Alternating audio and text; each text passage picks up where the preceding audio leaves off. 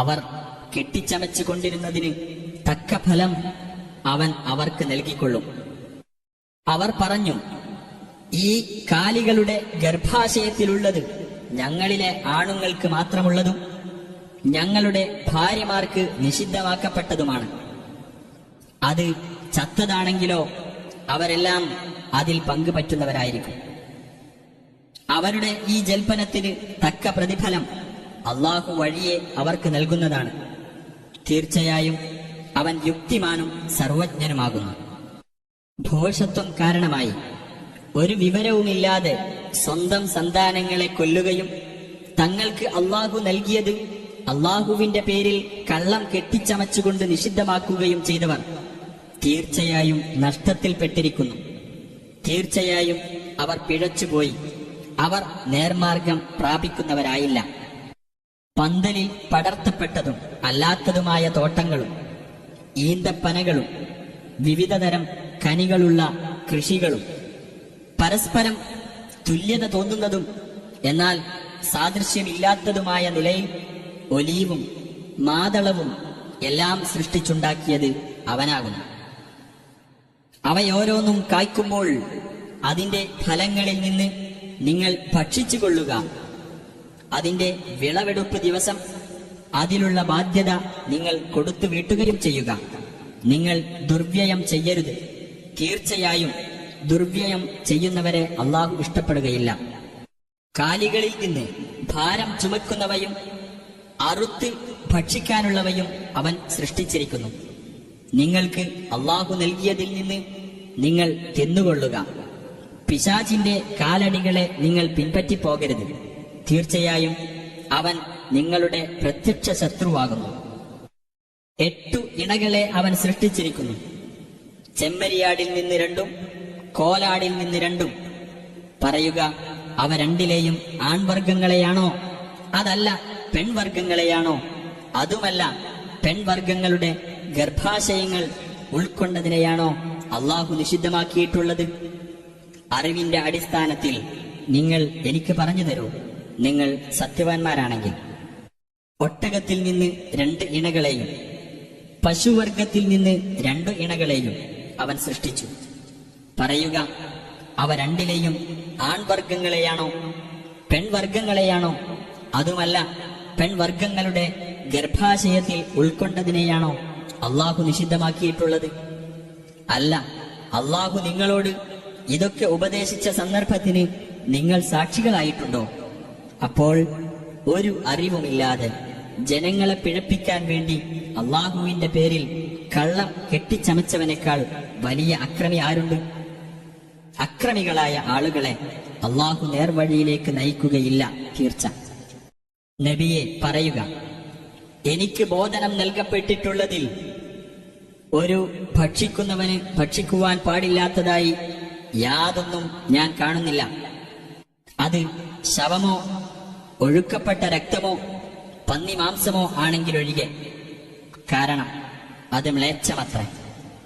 അല്ലെങ്കിൽ അള്ളാഹു അല്ലാത്തവരുടെ പേരിൽ നേർച്ചയായി പ്രഖ്യാപിക്കപ്പെട്ടതിനാൽ അധാർമികമായി തീർന്നിട്ടുള്ളതും ഒഴികെ. എന്നാൽ വല്ലവനും ഇവ ഭക്ഷിക്കാൻ നിർബന്ധിതനാകുന്ന പക്ഷം അവൻ നിയമലംഘനം ആഗ്രഹിക്കാത്തവനും അതിരു വിട്ടുപോകാത്തവനുമാണെങ്കിൽ നിന്റെ നാഥൻ തീർച്ചയായും ഏറെ പൊറുക്കുന്നവനും കരുണാനിധിയുമാകുന്നു. നഖമുള്ള എല്ലാ ജീവികളെയും ജൂതന്മാർക്ക് നാം നിഷിദ്ധമാക്കുകയുണ്ടായി. പശു, ആട് എന്നീ വർഗങ്ങളിൽ നിന്ന് അവയുടെ കൊഴുപ്പുകളും നാം അവർക്ക് നിഷിദ്ധമാക്കി. അവയുടെ മുതുകിന്മേലോ കുടലുകൾക്ക് മീതെയോ ഉള്ളതോ എല്ലുമായി ഒട്ടിച്ചേർന്നതോ ഒഴികെ. അവരുടെ ധിക്കാരത്തിന് നാം അവർക്ക് നൽകിയ പ്രതിഫലമത്രേ അത്. തീർച്ചയായും നാം സത്യം പറയുകയാകുന്നു. ഇനി അവർ നിന്നെ നിഷേധിച്ചു കളയുകയാണെങ്കിൽ നീ പറഞ്ഞേക്കുക, നിങ്ങളുടെ രക്ഷിതാവ് വിശാലമായ കാരുണ്യമുള്ളവനാകുന്നു. എന്നാൽ കുറ്റവാളികളായ ജനങ്ങളിൽ നിന്ന് അവന്റെ ശിക്ഷ ഒഴിവാക്കപ്പെടുന്നതല്ല. ആ ബഹുദൈവാരാധകർ പറഞ്ഞേക്കും, അള്ളാഹു ഉദ്ദേശിച്ചിരുന്നെങ്കിൽ ഞങ്ങളോ ഞങ്ങളുടെ പിതാക്കളോ അള്ളാഹുവോട് പങ്കു ചേർക്കുമായിരുന്നില്ല. ഞങ്ങൾ യാതൊന്നും നിഷിദ്ധമാക്കുമായിരുന്നുമില്ല എന്ന്. ഇതേ പ്രകാരം അവരുടെ മുൻഗാമികളും നമ്മുടെ ശിക്ഷ ആസ്വദിക്കുന്നതുവരെ നിഷേധിച്ചു കളയുകയുണ്ടായി. പറയുക, നിങ്ങളുടെ പക്കൽ വല്ല വിവരവുമുണ്ടോ? എങ്കിൽ ഞങ്ങൾക്ക് നിങ്ങൾ അതൊന്ന് വെളിപ്പെടുത്തി തരൂ. ഊഹത്തെ മാത്രമാണ് നിങ്ങൾ പിന്തുടരുന്നത്, നിങ്ങൾ അനുമാനിക്കുക മാത്രമാണ് ചെയ്യുന്നത്. പറയുക, ആകയാൽ അള്ളാഹുവിനാണ് മികച്ച തെളിവുള്ളത്. അവൻ ഉദ്ദേശിച്ചിരുന്നെങ്കിൽ നിങ്ങളെ മുഴുവൻ അവൻ നേർവഴിയിലാക്കുക തന്നെ ചെയ്യുമായിരുന്നു. പറയുക, അള്ളാഹു ഇതൊക്കെ നിഷിദ്ധമാക്കിയിരിക്കുന്നു എന്ന് സാക്ഷ്യപ്പെടുത്തുന്ന നിങ്ങളുടെ സാക്ഷികളെ കൊണ്ടുവരിക. ഇനി അവർ കള്ളസാക്ഷ്യം വഹിക്കുകയാണെങ്കിൽ നീ അവരോടൊപ്പം സാക്ഷിയാകരുത്. നമ്മുടെ ദൃഷ്ടാന്തങ്ങളെ നിഷേധിച്ച് തള്ളിയവരും പരലോകത്തിൽ വിശ്വസിക്കാത്തവരും തങ്ങളുടെ രക്ഷിതാവിന് സമന്മാരെ വെക്കുന്നവരുമായ ആളുകളുടെ തന്നിഷ്ടങ്ങളെ നീ പിന്തുടർന്നു പോകരുത്. നബിയെ പറയുക, നിങ്ങൾ വരൂ, നിങ്ങളുടെ രക്ഷിതാവ് നിങ്ങളുടെ മേൽ നിഷിദ്ധമാക്കിയത് നിങ്ങൾക്ക് ഞാൻ പറഞ്ഞു കേൾപ്പിക്കാം. അവനോട് യാതൊന്നിനെയും നിങ്ങൾ പങ്കുചേർക്കരുത്. മാതാപിതാക്കൾക്ക് നന്മ ചെയ്യണം. ദാരിദ്ര്യം കാരണമായി സ്വന്തം മക്കളെ നിങ്ങൾ കൊന്നു കളയരുത്. നാമാണ് നിങ്ങൾക്കും അവർക്കും ആഹാരം തരുന്നത്. പ്രത്യക്ഷവും പരോക്ഷവുമായ നീചവൃത്തികളെ നിങ്ങൾ സമീപിച്ചു പോകരുത്. അള്ളാഹു പരിപാവനമാക്കിയ ജീവനെ ന്യായപ്രകാരമല്ലാതെ നിങ്ങൾ ഹനിച്ചു കളയരുത്. നിങ്ങൾ ചിന്തിച്ചു മനസ്സിലാക്കുവാൻ വേണ്ടി അള്ളാഹു നിങ്ങൾക്ക് നൽകിയ ഉപദേശമാണത്. ഏറ്റവും ഉത്തമമായ മാർഗത്തിലൂടെയല്ലാതെ നിങ്ങൾ അനാഥയുടെ സ്വത്തിനെ സമീപിച്ചു പോകരുത്. അവന് കാര്യപ്രാപ്തി എത്തുന്നതുവരെ നിങ്ങൾ അവന്റെ രക്ഷാകർതൃത്വം ഏറ്റെടുക്കണം. നിങ്ങൾ നീതിപൂർവം അളവും തൂക്കവും തികച്ചു കൊടുക്കണം. ഒരാൾക്കും അയാളുടെ കഴിവിലുപരിയായി നാം ബാധ്യത ചുമത്തുന്നതല്ല. നിങ്ങൾ സംസാരിക്കുകയാണെങ്കിൽ നീതി പാലിക്കുക. അതൊരു ബന്ധുവിന്റെ കാര്യത്തിലായിരുന്നാൽ പോലും അള്ളാഹുവോടുള്ള കരാർ നിങ്ങൾ നിറവേറ്റുക. നിങ്ങൾ ശ്രദ്ധിച്ച് മനസ്സിലാക്കുവാൻ വേണ്ടി അള്ളാഹു നിങ്ങൾക്ക് നൽകിയ ഉപദേശമാണത്. ഇതത്രേ എന്റെ നേരായ പാത, നിങ്ങൾ അത് പിന്തുടരുക. മറ്റു മാർഗങ്ങൾ പിൻപറ്റരുത്. അവയൊക്കെ അള്ളാഹുവിന്റെ മാർഗത്തിൽ നിന്ന് നിങ്ങളെ ചിതറിച്ചു കളയും. നിങ്ങൾ സൂക്ഷ്മത പാലിക്കാൻ വേണ്ടി അവൻ നിങ്ങൾക്ക് നൽകിയ ഉപദേശമാണത്.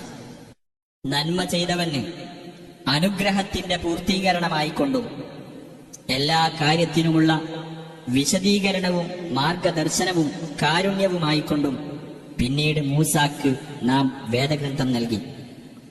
തങ്ങളുടെ രക്ഷിതാവുമായുള്ള കൂടിക്കാഴ്ചയിൽ അവർ വിശ്വസിക്കുന്നവരാകാൻ വേണ്ടി. ഇതാകട്ടെ നാം അവതരിപ്പിച്ച നന്മ നിറഞ്ഞ ഗ്രന്ഥമത്രേ.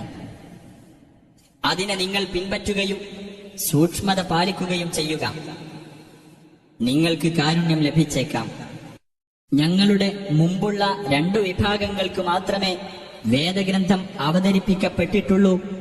അവർ വായിച്ചു പഠിച്ചുകൊണ്ടിരിക്കുന്നതിനെപ്പറ്റി ഞങ്ങൾ തീർത്തും ധാരണയില്ലാത്തവരായിരുന്നു എന്ന് നിങ്ങൾ പറഞ്ഞേക്കാം എന്നതിനാലാണ് ഇത് അവതരിപ്പിച്ചത്. അല്ലെങ്കിൽ ഞങ്ങൾക്ക് ഒരു വേദഗ്രന്ഥം അവതരിച്ച് കിട്ടിയിരുന്നെങ്കിൽ ഞങ്ങൾ അവരെക്കാൾ സന്മാർഗികളാകുമായിരുന്നു എന്ന് നിങ്ങൾ പറഞ്ഞേക്കാം എന്നതിനാൽ.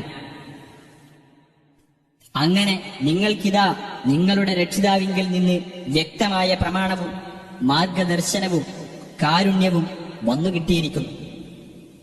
എന്നിട്ടും അള്ളാഹുവിന്റെ തെളിവുകളെ നിഷേധിച്ചു തള്ളുകയും അവയിൽ നിന്ന് തിരിഞ്ഞു കളയുകയും ചെയ്തവനേക്കാൾ കടുത്ത അക്രമി ആരുണ്ട്? നമ്മുടെ തെളിവുകളിൽ നിന്ന് തിരിഞ്ഞു കളയുന്നവർക്ക് അവർ തിരിഞ്ഞു കളഞ്ഞുകൊണ്ടിരുന്നതിന് പ്രതിഫലമായി നാം കടുത്ത ശിക്ഷ നൽകുന്നതാണ്. തങ്ങളുടെ അടുക്കൽ മലക്കുകൾ വരുന്നതോ നിന്റെ രക്ഷിതാവ് തന്നെ വരുന്നതോ നിന്റെ രക്ഷിതാവിന്റെ ഏതെങ്കിലും ഒരു ദൃഷ്ടാന്തം വരുന്നതോ അല്ലാതെ മറ്റെന്താണ് അവർ കാത്തിരിക്കുന്നത്? നിന്റെ രക്ഷിതാവിന്റെ ഏതെങ്കിലും ഒരു ദൃഷ്ടാന്തം വരുന്ന ദിവസം മുമ്പ് തന്നെ വിശ്വസിക്കുകയോ വിശ്വാസത്തോടുകൂടി വല്ല നന്മയും ചെയ്തു വെക്കുകയോ ചെയ്തിട്ടില്ലാത്ത യാതൊരാൾക്കും തന്റെ വിശ്വാസം പ്രയോജനപ്പെടുന്നതല്ല. പറയുക, നിങ്ങൾ കാത്തിരിക്കൂ, ഞങ്ങളും കാത്തിരിക്കുകയാണ്. തങ്ങളുടെ മതത്തിൽ ഭിന്നതയുണ്ടാക്കുകയും കക്ഷികളായിത്തീരുകയും ചെയ്തവരാരോ അവരുമായി നിനക്ക് യാതൊരു ബന്ധവുമില്ല. അവരുടെ കാര്യം അള്ളാഹുവിങ്കലേക്ക് തന്നെയാണ് മടക്കപ്പെടുന്നത്. അവർ ചെയ്തുകൊണ്ടിരുന്നതിനെപ്പറ്റി അവൻ പിന്നീട് അവരെ അറിയിച്ചുകൊള്ളും. വല്ലവനും ഒരു നന്മ കൊണ്ടുവന്നാൽ അവന് അതിന്റെ 10 മടങ്ങ് ലഭിക്കുന്നതാണ്. വല്ലവനും ഒരു തിന്മ കൊണ്ടുവന്നാൽ അതിന് തുല്യമായ പ്രതിഫലം മാത്രമേ അവന് നൽകപ്പെടുകയുള്ളൂ. അവരോട് യാതൊരു അനീതിയും കാണിക്കപ്പെടുകയില്ല. പറയുക, തീർച്ചയായും എന്റെ രക്ഷിതാവ് എന്നെ നേരായ പാതയിലേക്ക് നയിച്ചിരിക്കുന്നു, വക്രതയില്ലാത്ത മതത്തിലേക്ക്, നേർമാർഗത്തിൽ നിലകൊണ്ട ഇബ്രാഹീമിന്റെ ആദർശത്തിലേക്ക്. അദ്ദേഹം ബഹുദൈവവാദികളിൽപ്പെട്ടവനായിരുന്നില്ല. പറയുക, തീർച്ചയായും എന്റെ പ്രാർത്ഥനയും എന്റെ ആരാധനാ കർമ്മങ്ങളും എന്റെ ജീവിതവും എന്റെ മരണവും ലോകരക്ഷിതാവായ അള്ളാഹുവിനുള്ളതാകുന്നു. അവന് പങ്കുകാരേയില്ല. അപ്രകാരമാണ് ഞാൻ കൽപ്പിക്കപ്പെട്ടിരിക്കുന്നത്. അവന് കീഴ്പ്പെടുന്നവരിൽ ഞാൻ ഒന്നാമനാണ്. പറയുക, രക്ഷിതാവായിട്ട് അള്ളാഹു അല്ലാത്തവരെ ഞാൻ തേടുകയോ?